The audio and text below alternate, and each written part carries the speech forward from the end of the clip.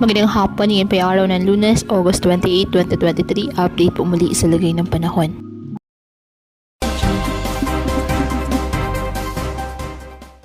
Patuloy pa rin na minomonitor ang dalawang bagyo na nasa loob at labas ng ating Philippine Area of Responsibility.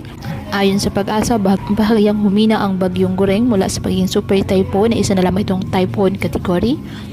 At base sa forecast track ng Pag-asa, unti-unti nang kumikilos ang bagyo pahilaga hanggang sa tumbukin nito ang Bashi Channel at ang Batanes.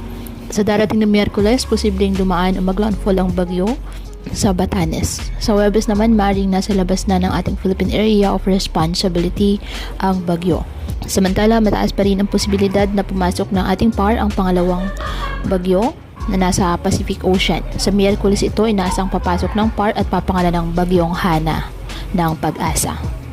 Samantala, patuloy naman na hinahatak ngayon ng bagyong Gureng ang hanging habagat. Nakataas pa rin ngayon ang signal number 1 sa Batanes, Babuyan Islands, northern and eastern portion of mainland Cagayan, eastern portion of Isabela, northern and eastern portion of Aurora, Polillo Islands, northern and eastern portion of Camarines Norte including Calaguas Islands, northeastern portion of Camarines Sur, northern portion of Catanduanes.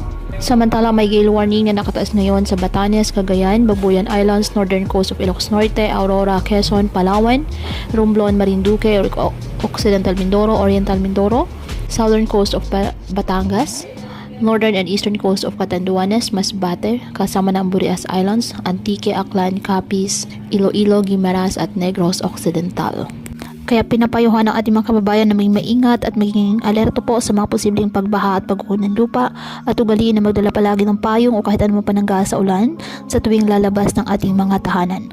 At yan po muna ang update sa lagay ng panahon ngayong araw. Muli patuloy po tayo na mag-ingat at palaging tandaan, God loves you.